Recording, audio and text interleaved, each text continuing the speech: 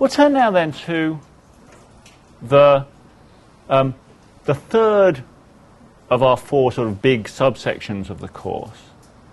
The second one that looks at a major tradition in moral theory, in this case, the utilitarian tradition. I have again one of these agenda slides, and let's look at that quickly. The thing I do want to draw your attention to that this agenda slide captures is that after the introduction, which we'll do in this session, we have three significant further topics. Two of them come from the most famous historical presentation of utilitarianism, John Stuart Mill's essay of that name, right? Those are two quite distinct topics. Mill on higher and lower places is one thing, that's chapter 2. Mill's proof is another thing, that's chapter 4. And those, again, are quite distinct from the final thing. We'll talk about the contemporary debate about the merits of utilitarianism, which is discussed in chapter 8 of the Elements of Moral Philosophy. So, you know, I mean, the slide both gives you a sense of where we're going, but also some distinctions it's important to keep clear about. For instance, when you're thinking about writing possible papers and stuff.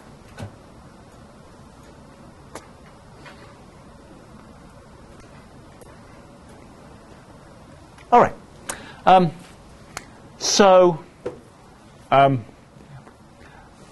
The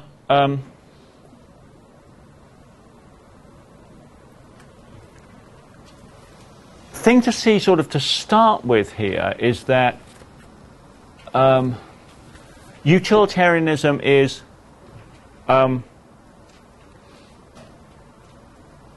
part of a contrasting pair of approaches in moral theory that provides the most important framework for moral philosophers to think about issues, right? I mean, sort of in this sense, right? If you present a moral philosopher with a controversial moral issue where, there seem to be two competing sides, right? At least, as it were, the first hypothesis the moral philosopher will try out is that on one side of this issue you have utilitarians, and on the other side of this issue you have the utilitarian standard opponent, the deontologist. Doesn't always work, right? But the importance of this contrast is captured by the way in which it tends to be, the first hypothesis to bring in. Right? So, to get a rough sense of this contrast, this standard contrast between utilitarianism and deontology, we can present it this way. There's a second slide. Ooh, and there's a. I don't think I can edit this. So beings there should be brings. Okay, see that? It shouldn't be the incoherent. Utilitarianism says that the right action is the one that beings about the most overall happiness. It should be the one that brings about the most overall happiness. Okay? Yeah? Yeah? Apologies. I did look over this, but you look over 140 slides and you can miss the odd clerical thing, as I evidently have, sorry.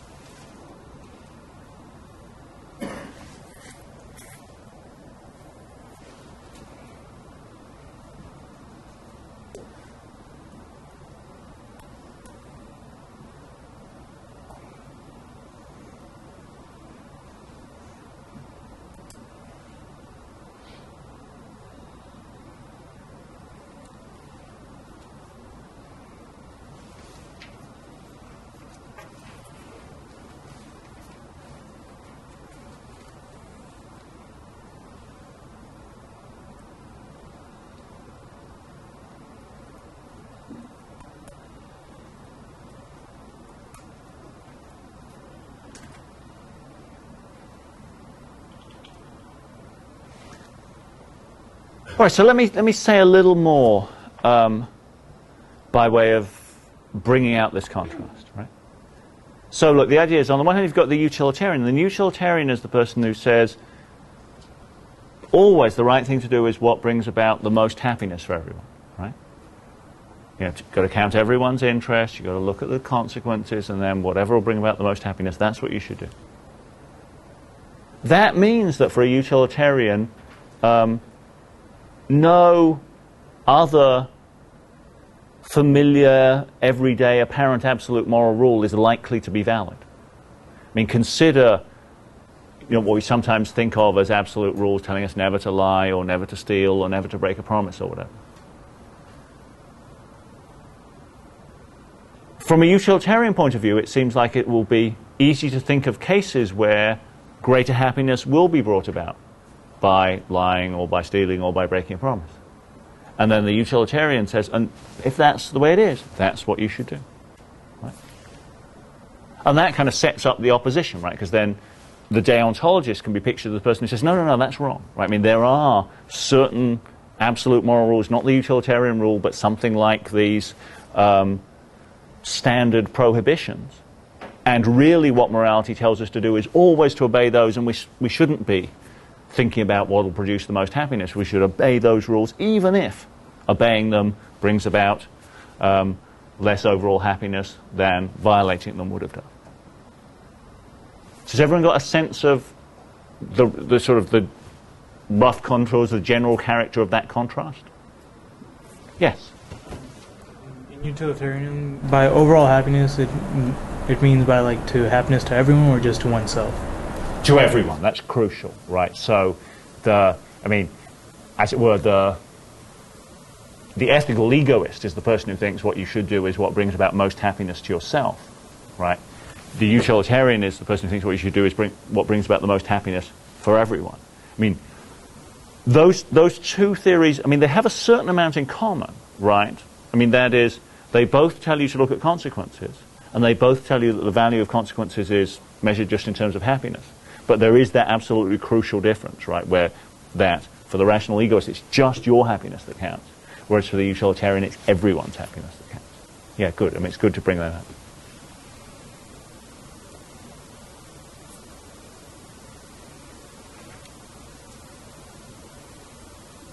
Anything else on this contrast? In effect, right, we're going to be exploring in succession sort of both sides of this contrast, right? We're focusing initially on utilitarianism, and then the final subsection, of course, we're talking about, Kant and deontology.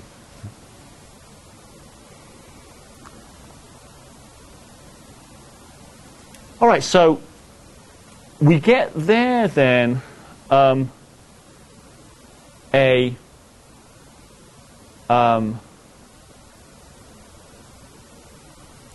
good first expression of what utilitarianism tells us to do. But there's a more precise way of capturing the utilitarian view that is worth articulating. Right? Rachel's does it this way, actually at the very start of chapter 8. Right? So this is Elements of Moral Philosophy, page 109. I'm going to do it basically exactly the same way he does, with only one difference. The difference is I'm going to give names to the three component principles that make up utilitarianism in the way that he doesn't. The names I give them are pretty standard names, right? And I'm not sure why he doesn't do the names, but he doesn't. All right. So then, on this way of seeing it, utilitarianism is the combination of three principles, right? Consequentialism, hedonism, and an equality principle.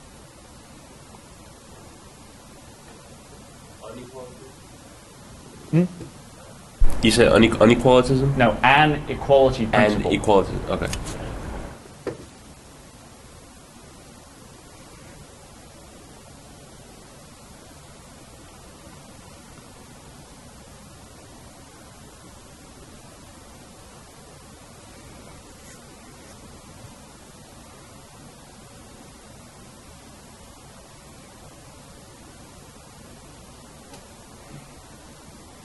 So take these principles then in turn, these three component principles that together make up utilitarianism. First, consequentialism. Here the idea is, as we have it, that actions are to be judged right or wrong solely by virtue of their consequences.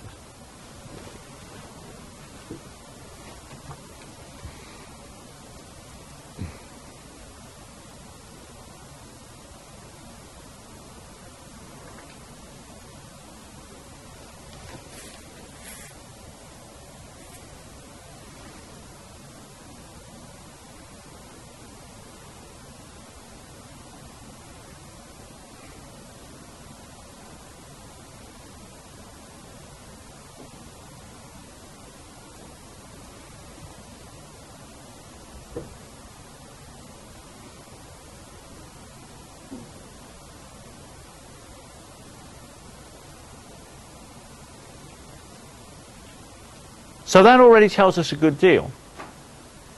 It tells us that whether or not actions are in accordance with any other moral rule doesn't matter.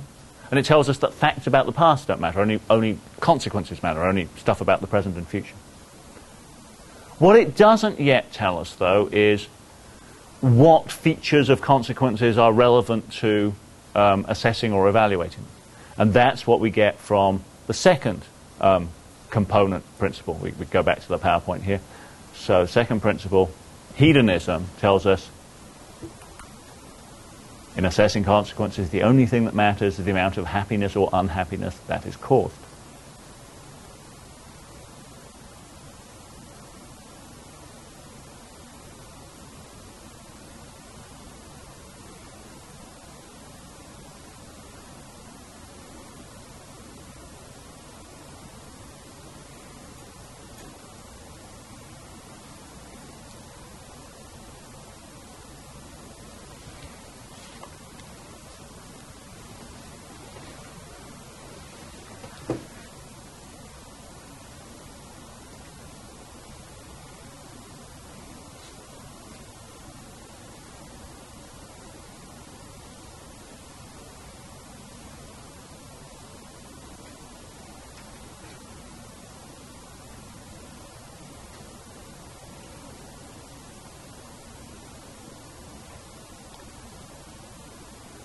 So that tells us a good deal more. But what it does not yet explicitly tell us is how to weigh one person's happiness against another. Right? And that's what's addressed by the final component sub-principle, the equality principle.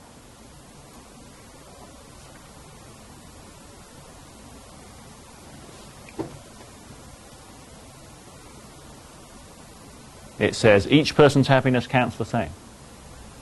A unit of happiness is equally valuable whoever has it.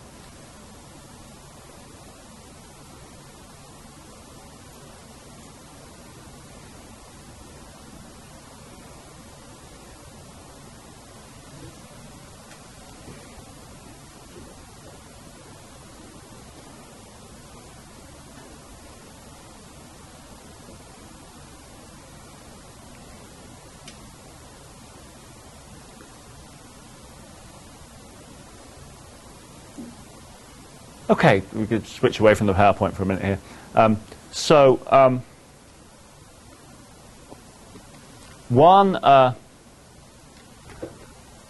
One thing that experience suggests one needs to do here is to be clear about how the utilitarian equality principle works, right? Because experience suggests there's a tendency for people to misunderstand it. Okay. Here's the way we can raise the issue. Right? So, suppose we have available to us two possible actions, A1 and A2, which have effects on three people, boringly named P1, P2, and P3. Suppose we can measure and add up units of happiness. Right? And you can see what the question I'm going to ask you is. Right? The question is, Does utilitarianism tell us we should do A1 or A2? You can write it down, look at it for a second, and I'm going to take a poll.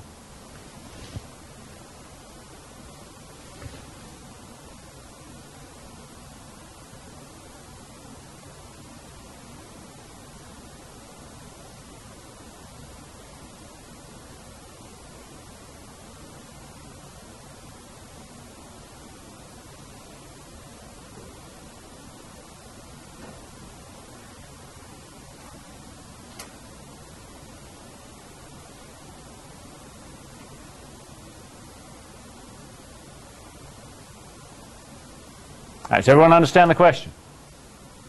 Okay. All get ready to do your vote, and then if we can switch to the old classroom shot here. All right, let's see.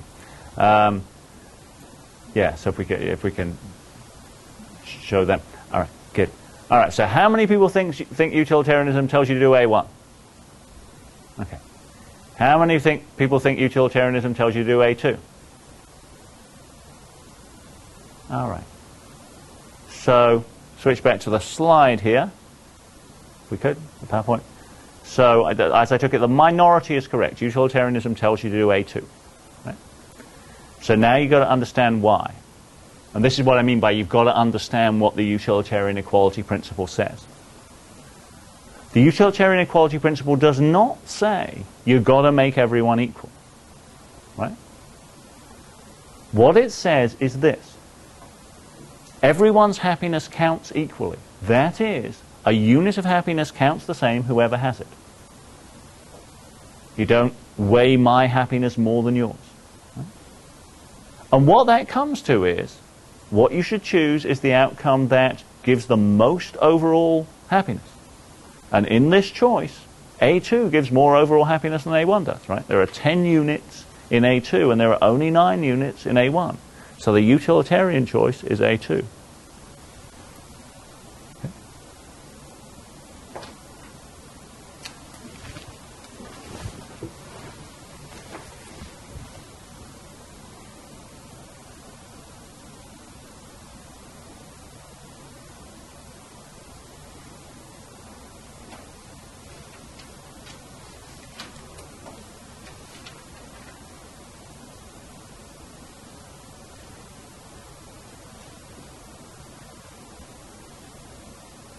Now, look, I mean, the reason I do this, I mean, the reason I go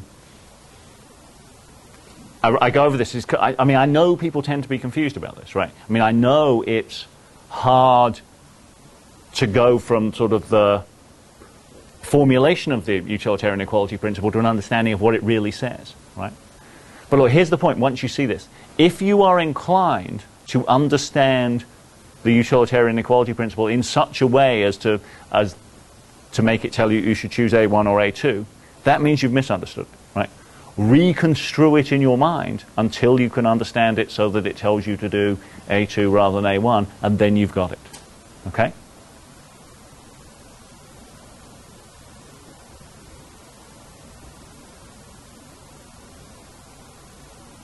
All right, one further implication is worth drawing also from this little arithmetical example. There is a